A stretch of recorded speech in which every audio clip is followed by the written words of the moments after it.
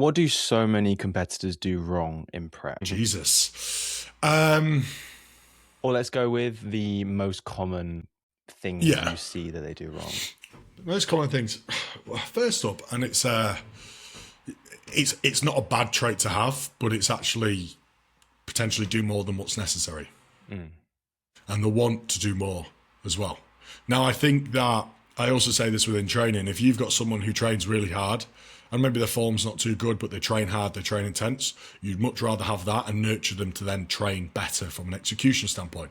It's much harder to get someone who trains with minimal intensity to then train hard. So again, within a prep, if you've got someone who's willing to do more, is potentially do more, and you can rein them back in, then fantastic. Where it's harder to sometimes get someone who doesn't do enough to then do what's required. But I think, yeah, it's kind of a double-edged sword. It's both ways. So someone can be doing too much or want to do too much. Someone can be not doing enough. Prep and anything in bodybuilding is doing what's necessary.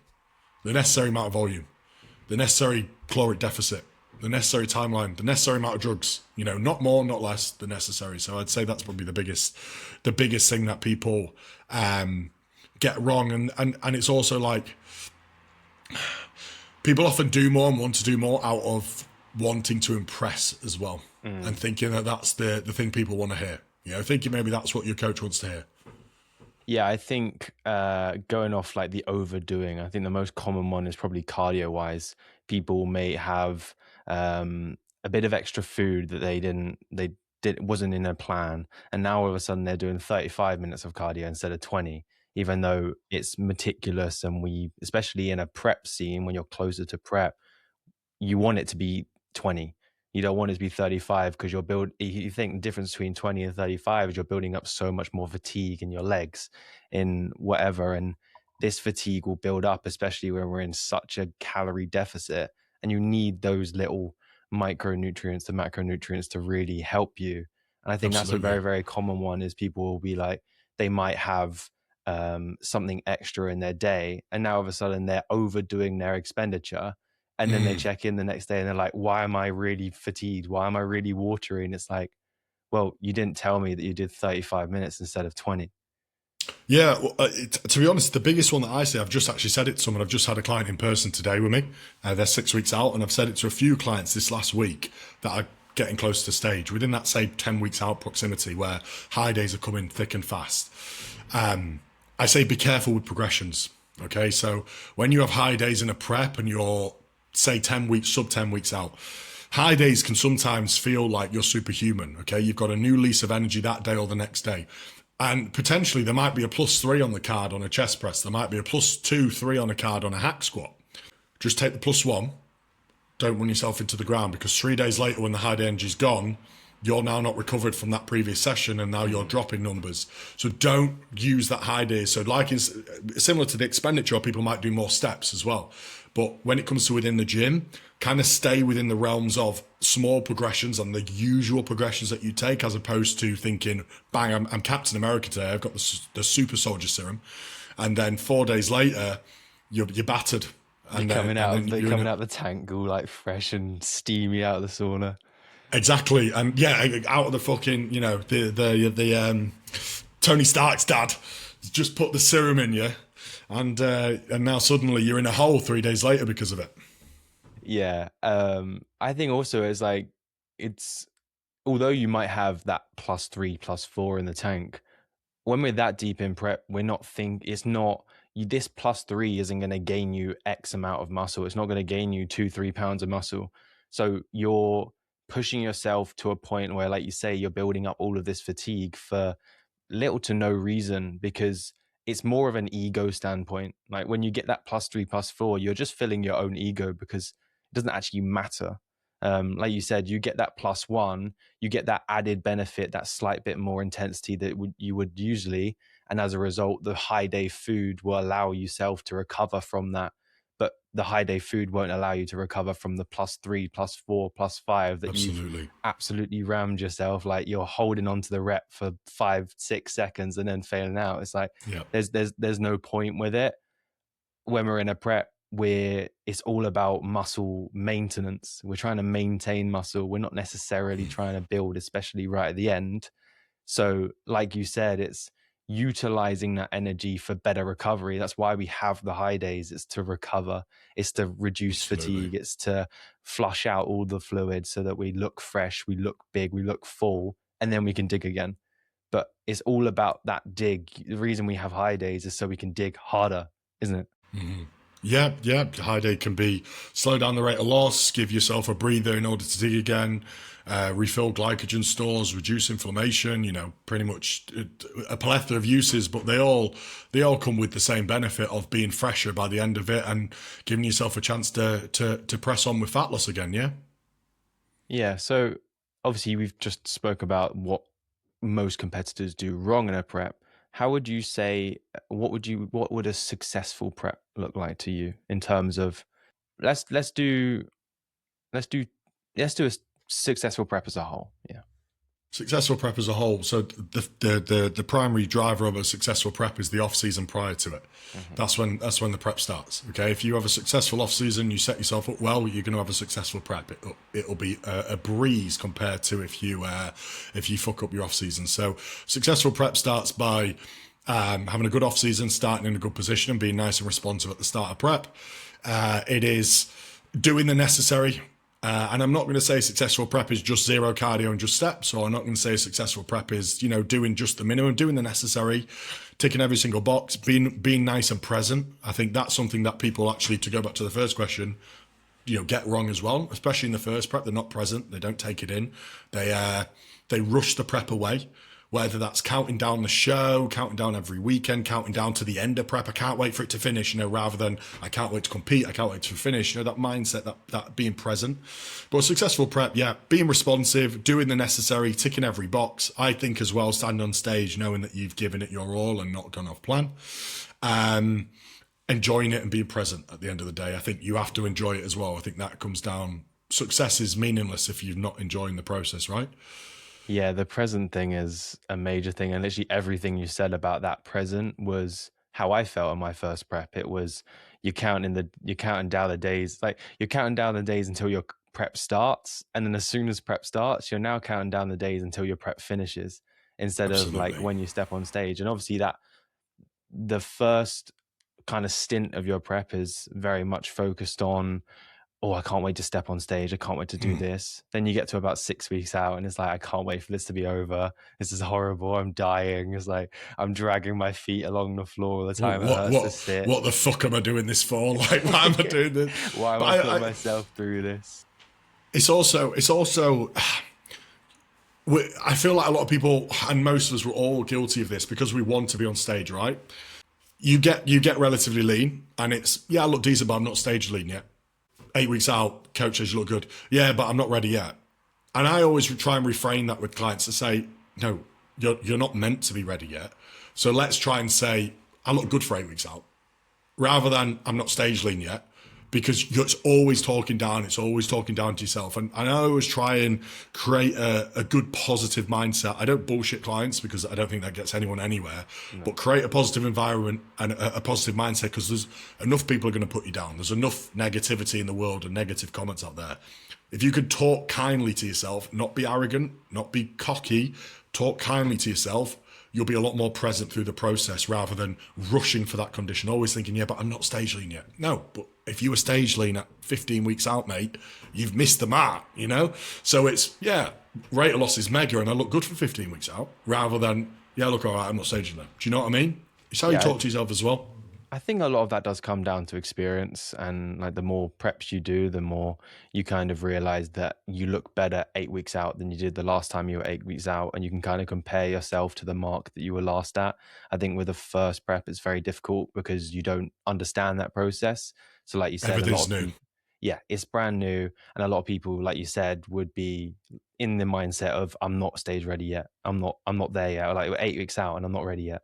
And it's like, you got to shift that mindset to look at myself last time I was here. I'm in such a better position. I'm bigger, I'm leaner, but I'm the same weight. So it's kind of understanding where you are, but it's just learning along the way, really. It's just, Yeah. there's a lot that I'm taking from my first prep into the next one that I'll do.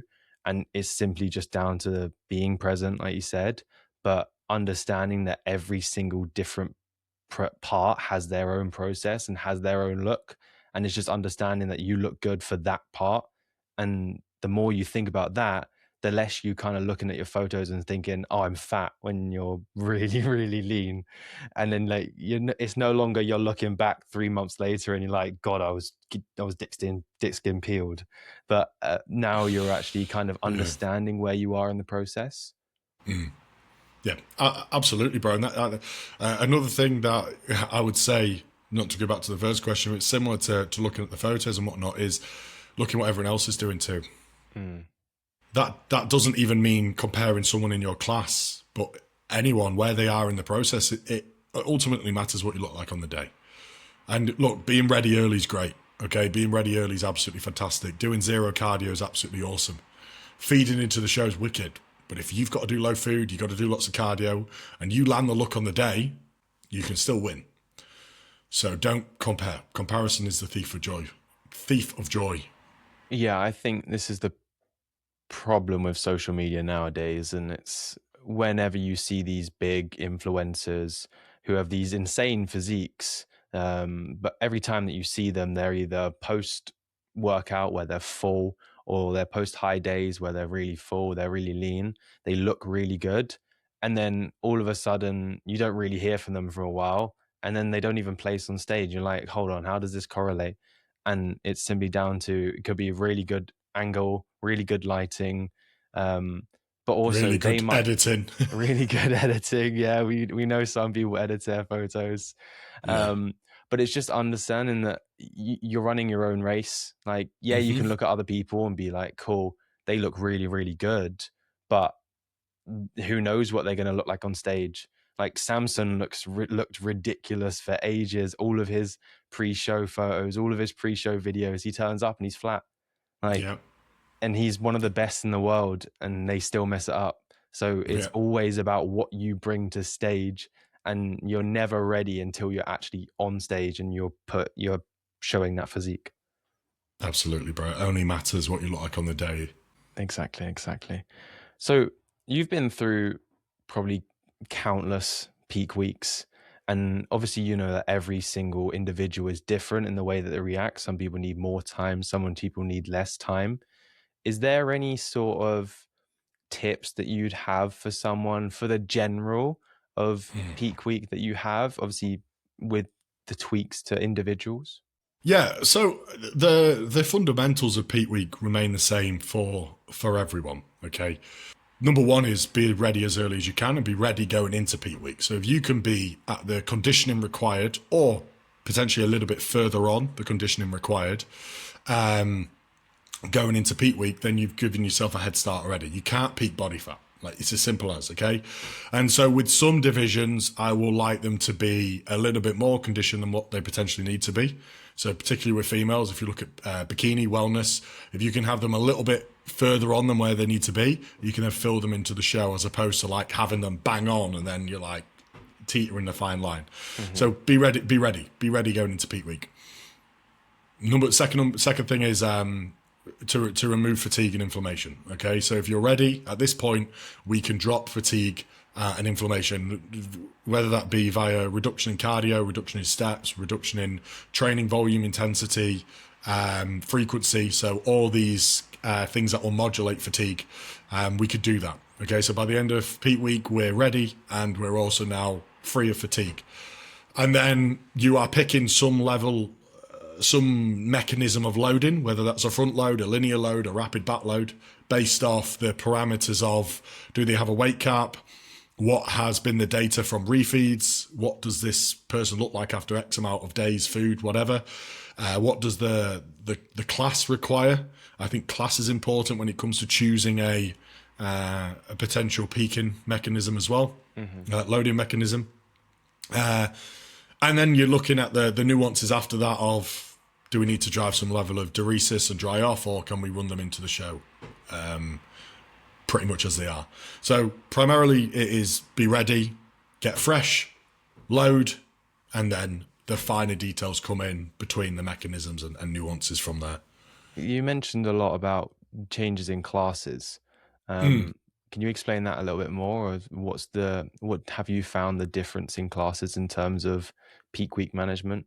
Classes that require tighter waists, I will veer on loading into the show.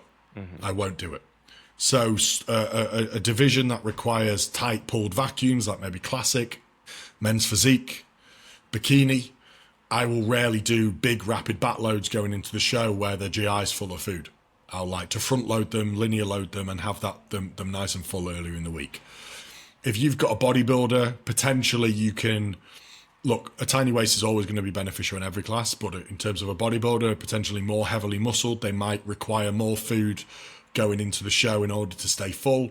You could probably get away with a little bit more GI distension or stress, 1-2%, but be fuller everywhere else and be super well muscled.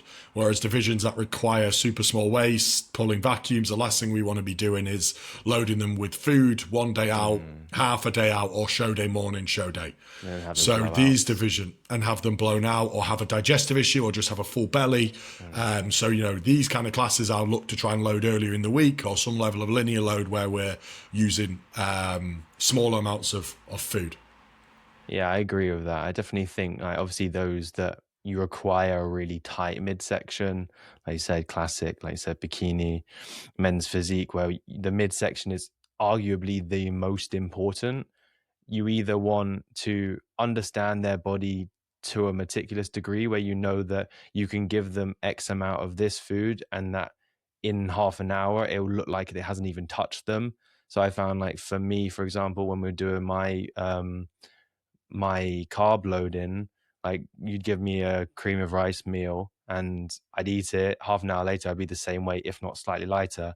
And you wouldn't even tell, like, my waist was still as tight as it was before.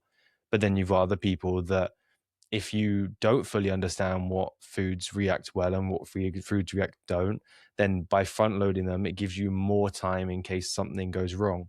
Is that why? Yeah, absolutely. And you have to remember that different things can happen one day out. Am I blurry? Sorry. Different things can happen one day out on show day when it comes to stress, when it comes to adrenaline. And that cream of rice meal one time might not sit perfectly, right? And so I'd much rather have them locked and loaded. I don't like to feed much on show day. I think if you're feeding a lot on show day, personally, I think if you're having, you know, big bowls of core and lots of this on a show day, realistically, you could have probably have been fuller going into the show day and then backed off on the food. I think show day is primarily, unless you've got, you know, super well muscled guy, show day primarily is water and fluid. That's going to keep you full and topped up with a baseline level of food across the day. I wouldn't want to be still loading on show day. I would then reflect back and think, okay, next show, let's put more food going into the week or into show day. So then when it comes to show day, we haven't got to eat as much. So if you were to front load an athlete, what would the foods that you'd be giving them coming up to show day before, day of, what would you choose? Obviously, that would be, in terms of food sources. Yeah. Food sources would be the same as what they've eaten on prep, pretty much. You know, nothing's going to change. However, I am a fan of things like rice pudding, so like ESN Biotech rice pudding, because again, cream of rice is very voluminous. Whereas rice pudding, you can use 100 to 150 ml of water from the kettle, and you can make it super, super thick. Yeah. Again, it depends on the athlete, but more smaller, more caloric dense rice-based meals, lots of fruit with meals as well, in order to help the uptake of glucose with fructose. I'd be keeping protein more to a minimum as well a lot of the time in order to reduce any gastric stress that would be caused from that as well. But again, I'm not going to be giving foods that they've not eaten on prep. I'd be trialing this all throughout prep. So obviously you said trialing it throughout prep. Do you find it's really important to do mock peak weeks? No, I don't like mock peak weeks. No, I don't really like mock peak weeks. No, I think you're wasting a week. Mm-hmm. And the reason why I think you're wasting a week is because the response you get in a mock peak to a peak is just completely different. Been there, done it, bro, right? The athlete is in a completely different mindset. The body is in a completely different place. Cortisol, adrenaline, sleep, excitement, everything is different, okay? You're also, let's do a mock peak 4 weeks out. You're nowhere near as fresh at 4 weeks out as you are on show day. In peak week, sorry. Peak week 1 probably looks completely different to peak week 2. Okay, because you might be more fresh, you might be less fresh because you might have dug between shows. You might have been retaining fullness from the previous show, so you don't need as much food. Mm-hmm. So it changes week to week. So I think doing a mock peak is, I think they're pretty irrelevant. I don't think the data translates too well at all. Okay. High days and refeeds give us a good data in terms of like, okay, this resulted in this look. It's probably going to be within 10% here or there within a peak week. So 700 carb landed us bang on. Okay, well, we're either going to be a little bit spilled or a little bit under, depending on kind of the effect that cortisol, aldosterone, whatever's having on the body at this point in time in a peak week, because everyone's different. You've got some people that get nervous in a peak week and they just burn through food and they just churn and churn and churn through food. But then you've got the same person who's just a different person who's just as nervous, but they just retain fluid. Like, it's like 2 meals in and you're like, every line's gone and you're like, this didn't happen a week ago. Yeah. Okay. So that's why, like, I think being data driven is important and having the data is important, but nothing beats having the eye and knowing what you're looking for. I'm very glad you said that, because I don't agree with mock peak weeks either, but I wanted to know your opinion. But no, it's the same, really. It's like, I think high days give you 90% of the information and they give you enough data. Yeah. Exactly. Because like you said, no matter how conditioned they are, no matter how lean they are, a mock peak week will never imitate an actual peak week. No. And also, depending on where you are in the prep, like you said, whether you're peak week 1 or whether you're peak week 5, which is 6-7 weeks later, yeah. and you're extremely fatigued, you're ran through the ground, it's completely different. And you might find that peak week 6 or whatever, peak week 5 later in the season, you're having to load a lot more because the body's just not responding to the food. So I think that's very important to know the difference between what you might load them with. Peak week 1 might be completely different to your last peak week. Yeah, bro, absolutely. I don't think many people's peak weeks are ever the same. The premise, potentially, you might think, you know what, actually, we're going to do something a little bit different because we could be sharper, or let's bring something fuller. I have lots of clients do back-to-back peaks. I really like back-to-back peaks. People don't really like them. I love them. I love 2 on the bounce. I have 3 on the bounce. Sometimes I think they're wicked, because I think if you manage it well, don't have fucking off-plan food, you carry fullness into the next show, which means less food. And I always say, the less food you can actually use, the better. The tighter the midsection, the less GI stress, the less you have to eat, the less stress in general of like, I'm not full yet. Super, super cool. So back-to-back peaks are wicked. If you can nail them and manage them well, they present brilliant looks. I think back-to-back weeks are really good in terms of mental as well. Because if you don't perform well on that first show, you've got more to prove. You know you can get better, you can improve, and you use that momentum into the next show. And same goes if you win. If you win, you have more to prove because you want to win again. You want to show a better physique. You want to be better. You want to be sharper. So like, I found that leading up to my first show was so much harder than going from my second to the third, because it was back to back, and because I was just so locked in. I was focused on everything. I just wanted to improve. I didn't care about any other variability. And it was just making sure I dial every single point to the T, pretty much. Yeah, absolutely. And also, you know what you're getting yourself in for. You've done the show day. Okay, so that nervous energy drops a little bit, and it's more, okay, well, I'm a little bit more comfortable. I'm a little bit more familiar with this territory.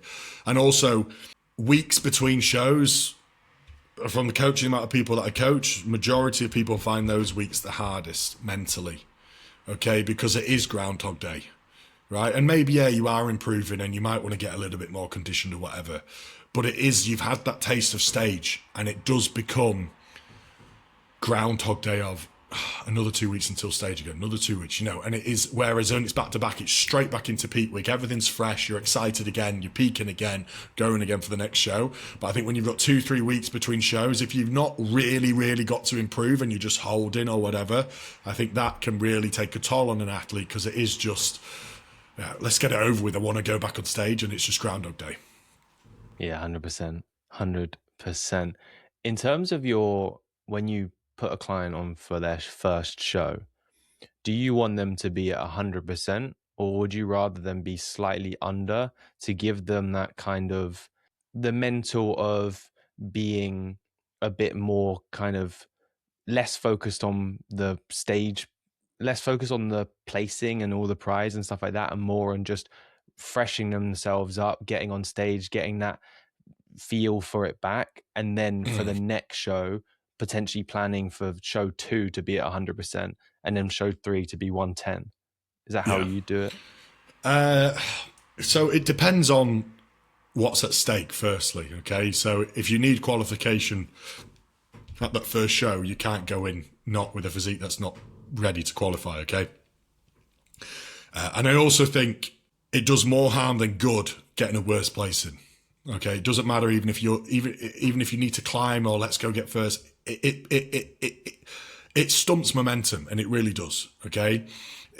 No one likes to lose, and I know it can give you a kick up the arse, and I know it can make you work harder, but if you won, you'd probably still go. If you're a bodybuilder and you've gone through a prep, you've got the mentality that you're probably going to go win again. You know, like we're quite a elite level of athlete and mindset of what we have to endure, that I would say most people that get there successfully, appealed, I've not cheated, have quite good winner's mentality, right? So I think that if you've got to qualify, you need to be at a percentage that has enough to qualify, else it's stupid.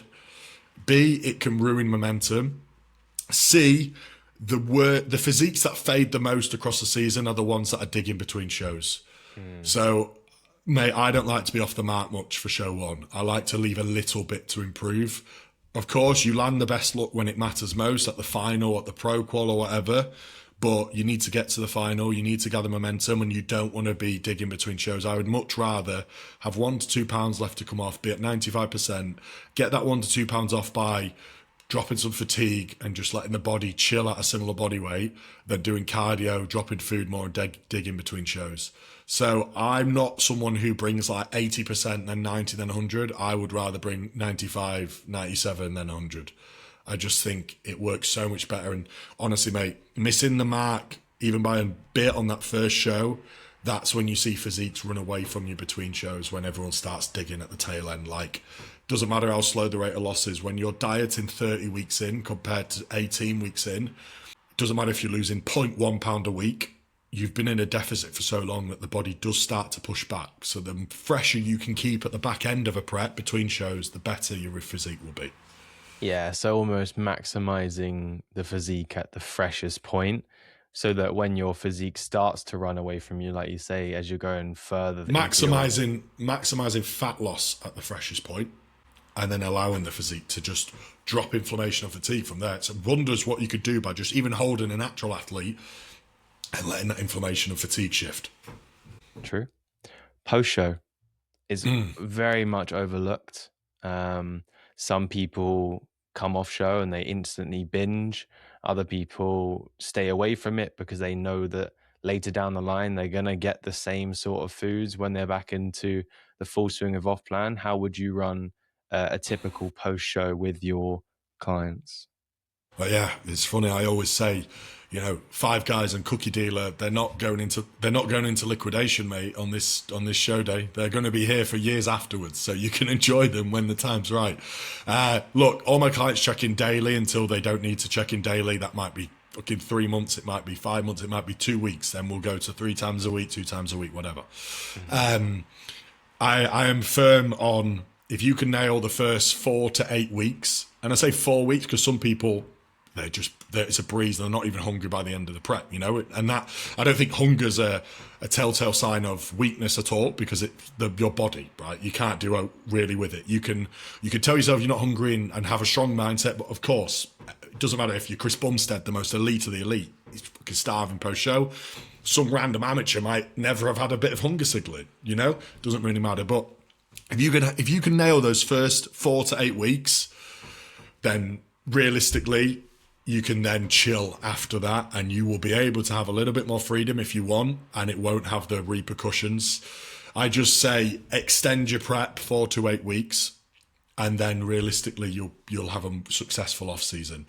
Gain the necessary body fat that you require to be in no longer in a compromised position, hormonally, mentally, from a satiety standpoint, training performance. Everyone's different with that, and it normally comes down to male, female, assisted, natural, experience, first timer.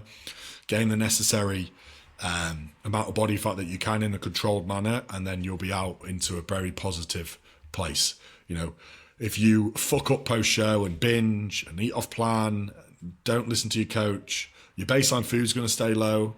You're still going to be in that pattern 16, 20, 24 weeks later, and you're probably going to have to diet at some point soon again, and you've ruined your off season. If you can be diligent, meticulous for the next 4 to 8 weeks and just extend your prep, tell yourself prep doesn't end on that final show day, okay?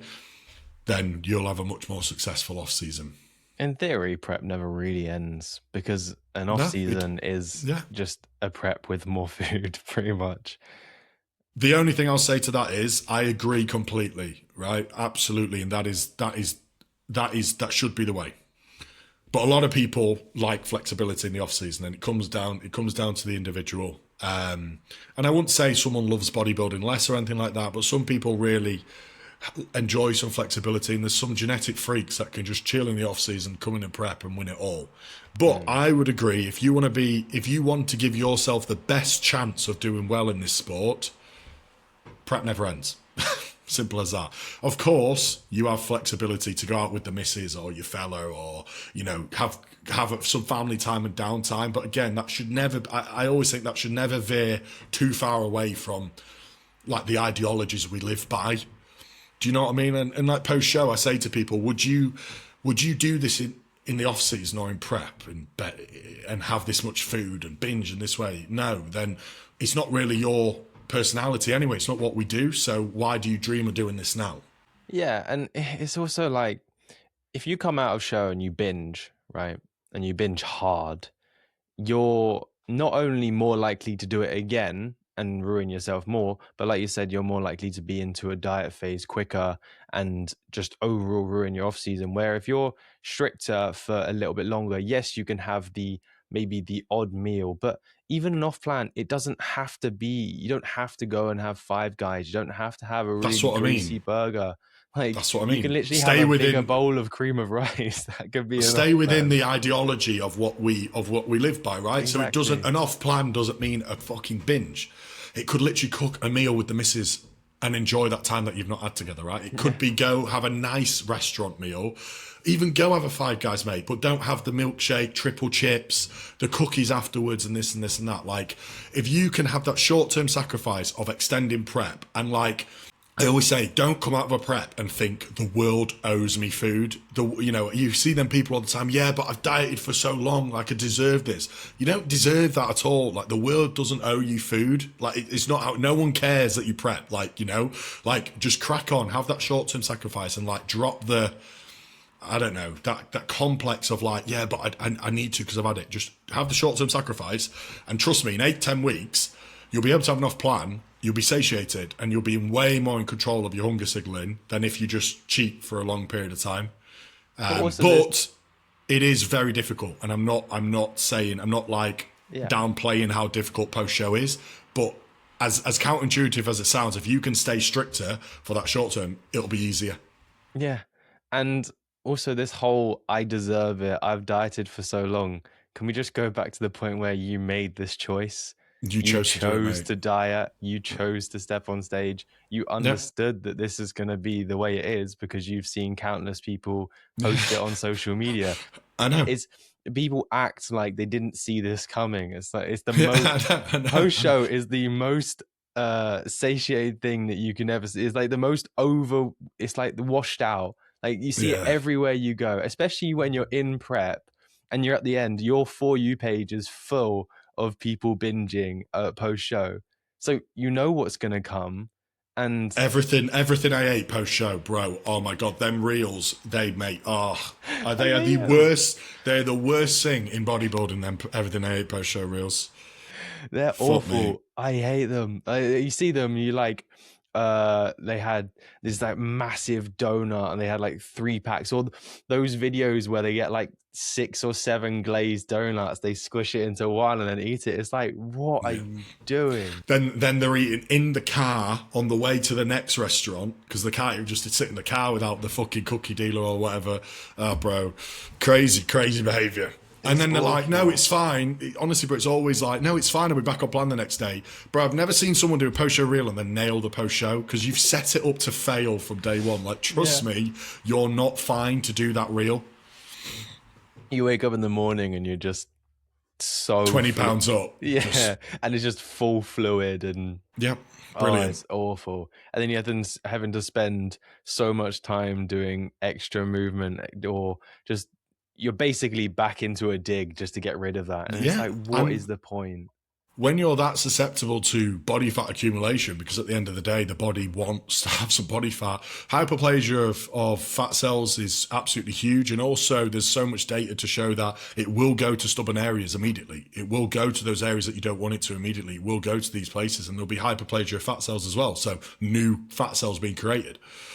It won't just refill the old fat cells. So yeah, you're setting yourself up for a bad place to be. Yeah, if you hated those hip dips before you went into prep, you're going to hate them even more after you've binged. I can promise you that. Yeah, absolutely. But it's just one of those things that no matter how many times it happens, no matter how many reels people create of this, they just still don't understand that you're fucking yourself over. That is the simple way to put it. Like, we all know that when you're deep into an off season, you get your off plans, you get those maybe added cookies on a training high day or whatever. Like, you're gonna get those foods regardless. So what's the point on binging on them, ruining your whole off season just to have them earlier than when you're actually planned on having them? Yeah. Agreed, bro. But again, I won't sit here on my high horse and say it's not difficult, because it is. And I'll also say that experience is everything, and going through it, until you are one day post show, you've not done it, you've never been post show. So it's difficult. You've got to talk yourself out of it. But at the end of the day, it's the same within a prep. I always say you can do it because you've not cheated for 30 weeks. So you can do it just because you're post show. Didn't change 2 days ago when you were 1 day out. So just because you're 1 day post show, you are the same person as you were 2 days ago. So just have the same mindset for that period of time. External pressure super hard because everyone, parents, friends that aren't within bodybuilding, when you're going to eat again, when can we go for that meal? People, we are driven society. We're a society that is driven by food and drink, by alcohol and by food. What, you're not drinking tonight? No, I'm not putting the toxic in my body that, but like, well, what? I'm not going to have the junk food with you tonight. I'm going to choose to not. That's like, people can't compute that. So all throughout prep, you are going to get, when are we going to have the meal? People that you've never been for a meal with will be asking you to go for a frigging meal and prep for some reason, or a drink. So you're going to have lots of pressure. But if you can explain and sit down to people that, look, this is actually quite dangerous if I fuck this up mentally and physically, if I could just get through this first part, I'll be back in a much better place. Yeah, I think it's also very different between natural and enhanced. Like, if you're an enhanced athlete and you're binging, you're potentially putting your health at risk and you're putting yourself at risk.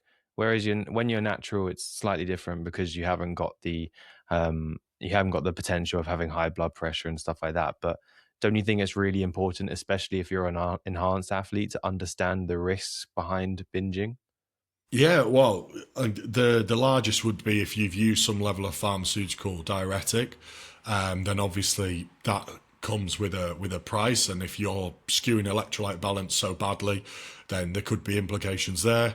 Obviously, if you're driving, when you're an enhanced bodybuilder, you're using so many drugs that I always say pick your poison, so then don't go eat so much food and drink as well. Yes, blood pressure. There's a plethora of health risks. The biggest one being using pharmaceutical diuretics. But that's the same even with if you've slammed peak max as a natural, or you've done some level of fluid cut or sodium cut, again, you're going to put yourself at risk there of excessive edema and whatnot too. But yeah, mate, enhanced natural, just don't do it. Let's talk about the perfect, or not the perfect, but how would you reverse an athlete to be successful?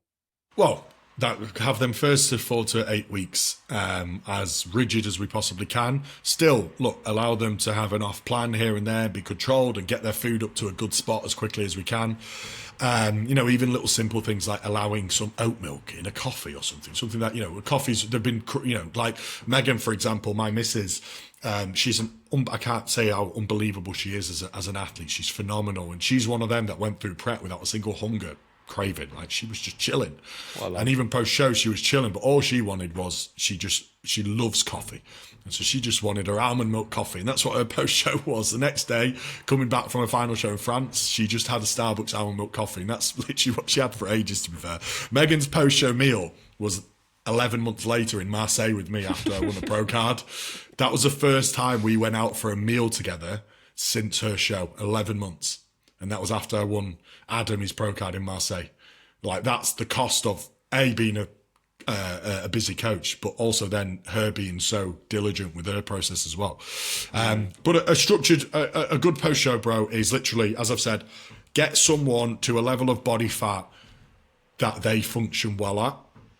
And that comes down to muscularity, male, female, assisted, natural, whatever. Okay, so everyone's different. Some male could function at 5 pounds up from their stage weight, still be peeled and be brilliant.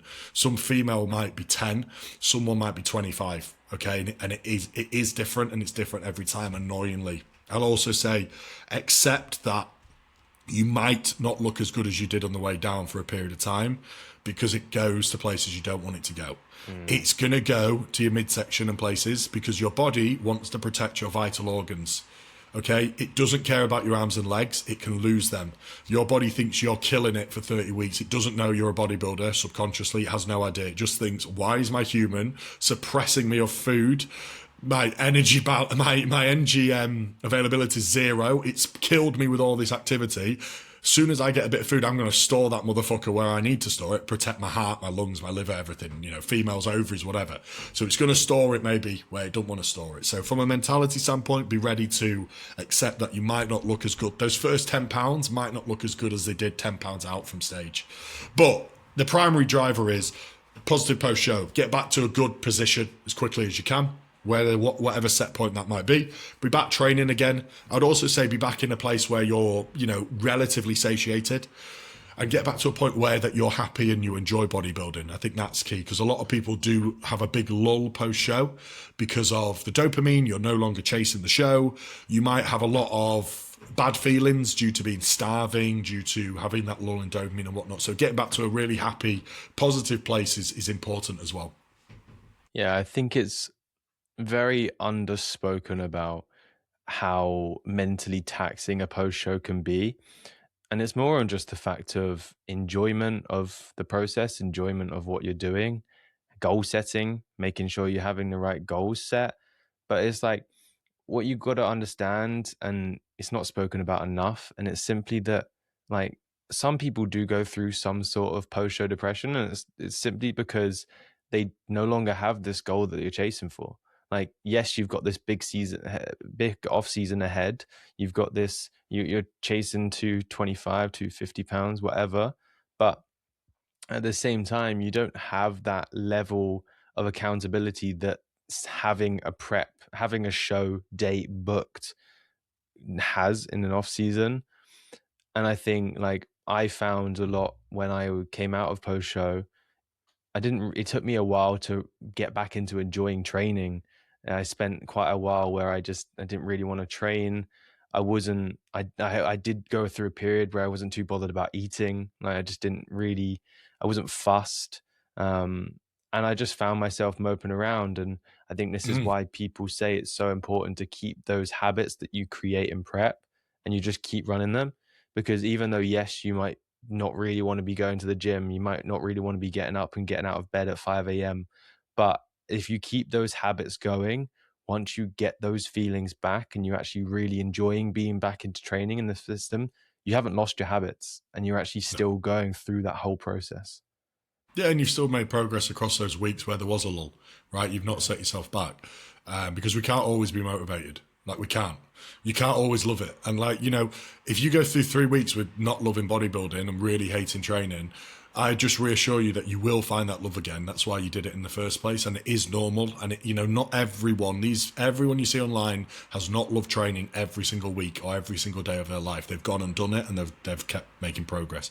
And post show is really hard because you step off stage and, okay, let's work for 2 years, 3 years until I'm back on stage, right? If you're a footballer, you play every Saturday, Sunday, potentially every Wednesday as well. You play every three to 7 days. Bodybuilding, you do what you love to do on average, say 2 years. And it's tough. It's tough to then have such long-term goals working towards 15 minutes on the stage in 2 years' time. So break it up into small, short-term goals for sure. But what I will say with goal setting as well is an off-season goal realistically isn't as exciting normally as a prep goal, and these short-term goals are not as fulfilling as the goals were on prep. So although you've got goals, you can still feel a little bit on the lower side, but it's still good to have them in place. Yeah, bodybuilding is literally the epitome of delayed gratification. Like, Yeah, you're absolutely. you're building a physique, you're building something that takes a lot of time, and it's not something that can be rushed. There's too many people who think that you can just build a physique like that, and Yeah, you can't. Like, it takes time, it takes effort, and more importantly, it means that you'll go through those periods where you don't enjoy what you're doing, and you don't necessarily feel the motivation, or you don't feel bothered to go on the walk. But those kind of days are actually the most important days that you do yeah, it, because like Chris Williams says a lot of the time, he's like, you mess up on one day, that's just a mistake. If you mess up on two, you're building a new bad habit. So making sure that if you do have a day off, or you do have a day where you don't do it, just get right back on plan, because the longer you spend dwelling on the fact that you had a day off, the more you're going to affect your next days, next weeks, next months to come. yeah. And the more you're going to affect the next phase. Mhm. That's the beauty of bodybuilding. Every phase sets up the next phase. Okay, so if you can think of it like that, then realistically, that delayed gratification is so key, because think about what phase you're in now. You're probably not going to reap too many benefits right now. You'll reap them in the next phase. Okay, so this push up, you'll really see the fruits of your labor at the end of the mini cut. And that end of that mini cut will set up the push up really successfully. And that next push up will set up where your prep is. Yeah, and then you'll step on stage. If you nail that post show, you're setting up the off season. So realistically, always that next phase, you'll see the fruits of your labour in the next one at the end of the day. So it's that delayed gratification almost, always. Yeah. I think we're also seeing a lot more spoken about pre-preps. Yeah, I think go back, it wasn't spoken out as much, and it was more kind of people would do an off season, and then they'd finish an off season and they go into a prep. yeah, But the whole pre-prep is getting more and more prevalent, and you're seeing more athletes with better results doing these pre-preps because they're in a more responsive position, and they're actually able to build muscle more quicker, but also manage maintenance of muscle over a prep. Do you think pre-preps are really important? yeah. I mean, when I first got into bodybuilding, and then even prior to me, it's a 12 to 16 week prep. That was your prep. Even beyond 16 weeks, mate, was unheard of. Doesn't matter where you started, it was 12 to 16 weeks. If you had 60 pounds to come off, you're getting it off in 16 weeks. Yeah, I mean, the Americans still do. The Americans still do 12 to 16 weeks, shotgun Yeah. preps. Pre-preps are super important, yeah. I'm a big fan. I do them with most people. 90% of people will do some level of pre-prep, yeah. They control your prep starting point. They get a good portion of the fat off already. They give you a runway for progression between the pre-prep and the prep in a more insulin-sensitive spot. And so, yeah, they're absolutely fantastic. They're a really, really good tool. A bit of a foolproof way to make sure that you're starting prep in a good spot, as long as you don't fuck that period of time in between. Yeah, exactly that. Everyone's different in terms of cardio. Some people run higher steps, some people run higher cardio, some people run no cardio. Obviously, it's different for every individual, but your typical protocol, would you include cardio? Do you do no cardio? Do you do high steps? How do you run it? So we'll take the average rather than what I prefer would be as little cardio as possible. And I'd also prefer as little high steps as possible at the end of the day. If we're talking like a perfect world, I think anything probably above 15k is redundant, really, particularly as you get leaner, because you weigh so little, mate, that you're just wasting time. Firstly, doing all these steps, and you weigh such a little amount that the amount of calories you burn per step reduces as the prep goes on, right? So that's where a weighted vest is actually handy, because you can replace body weight, and therefore every step's going to burn more calorie because you're a heavier body weight. So I think steps become redundant past probably 15k a day. At 15 to 17.5k, fucking hell, it's a lot to do. You're walking for Again, 90% of the day. Exactly. And then cardio, if I'm going to have cardio in, I'm having it in at the start of prep, and I'm pulling it as early as I can. You won't see many of my clients doing cardio from 4 weeks out, unless they're in a suboptimal position. Sometimes, even with a pre-prep, you have to be one of them that gets pushed. Like, you just have to. Like, we could have had a perfect off-season, perfect pre-prep, but they need low food, high cardio. But, bro, if you can get cardio out as soon as possible, 99% of my clients are not doing cardio between shows, because it will take it will ruin the physique, and it will. So cardio, if it's in, it's at the start of prep. Again, as little as can possibly be done. Choose the cardio of choice that is the least demanding from a fatigue perspective to a calorie burn. And again, once you get over a certain amount of cardio, well, I always think, how much is that? How much is that eating into your training performance for the day, your NEAT for the day, your steps for the day? So again, it's a fine balance. I say everything, bro, in bodybuilding is an inverted U graph. It's a bell graph, everything. More does more until more does less. And that applies for everything. Okay, more drugs does more until the drug side effects are so high and oxidative stress is so high and sleep so full that you build less muscle. More cardio burns more calories until you're doing so much cardio that you can't train, you can't burn as many calories during your needs and your steps. More steps does more until your fatigue's too high. More food does more until your digestion's fucked and your rate of gain's too fast. Everything, it doesn't matter what it is. More training volume builds more muscle until the training volume is too much and you can't recover from it. So everything is that inverted U graph. So finding that sweet spot, not going past it, is absolutely key. Get the expenditure done at the start of prep.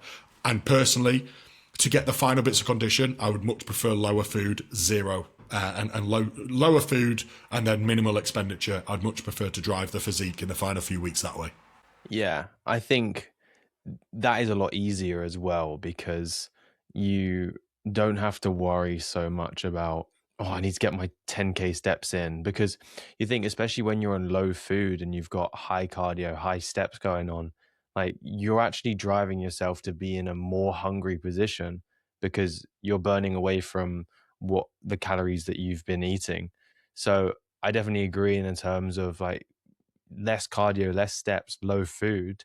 Yes, your food might be lower, but you're actually in effect not going to be as hungry because you're not churning through those calories, and you can actually focus the burn of calories into your training sessions, because that is the most important thing. When we're that low in prep, you've got to think your training performance is the most important thing, because that is what's going to keep us looking big, looking full, and making sure that we're not losing any muscle as we're dropping down weight. Yeah, absolutely, bro. And look, if you're on 1900 calories, what's 1700? Like, it is. The hardest food is the mid-range food. That's the hard part, bro. Honestly, sometimes, 60 gram of rice, bro, I'd rather have none. I'd rather not have the teas of the 60 gram. Do you know what I mean? So that's the hard part. So when you are sucking at the end and there's a little food drop, it's almost like it don't even touch the sides anyway. So this food drop's not going to touch the sides even more, But absolutely, if you can maintain training performance to the best of your ability, that's key in a prep. Yeah, I love the old chicken and veg meals, like no rice, just it's so easy to make. Smash a bit of peanut butter in there. It actually tastes really good. Like, I actually look forward to the times where I've got just chicken and veg, because it's actually quite fun to have. Just knowing that you're not having any carbs, just you're pushing on that dangerous side. I'm carbless, so I must be in a fat loss state right now. Yeah, I must be a hard person because I've got no carbs in my. I've got 2 meals of no carb in a day. God, I'm hard. But yeah, everyone's different. And I think some people do need cardio. I think for me, in terms of mental side, keeping myself in the habits section, making sure that I'm kind of keeping on top of everything. I do like a little bit of cardio here and there, just to keep myself in that mindset and in that process, knowing that I'm pushing myself and I'm digging. And other people, they don't need it at all, and sometimes their body responds a lot better. Like I'm quite fortunate in the way that my legs are lean a lot of the year round, and also they don't hold a lot of fatigue when I'm doing my cardio, and I can wash them out quite Mm. quickly. Whereas some people, they get a bit of fatigue on their legs, and it's taken them like a week to get rid of the fatigue. So it's also kind of knowing your clients and knowing how their body responds, and most importantly, whether their legs will come in or whether they're fucked for 2 weeks. Yeah, no, absolutely. Well, it's been amazing. Thank you very much for joining me. I've really appreciated you on here. Very, very insightful. Tim Stewart, everyone. Thank It's you a very pleasure. much. Thank you for having me, mate. I appreciate it. You're very welcome. Hopefully, you guys took some positives from this. Hopefully, some tips to help you in your next few preps. But if you tuned in for this long, thank you very much. Leave a like, leave a subscribe, and hopefully, we'll see Tim again soon. Thank you very much. Absolutely.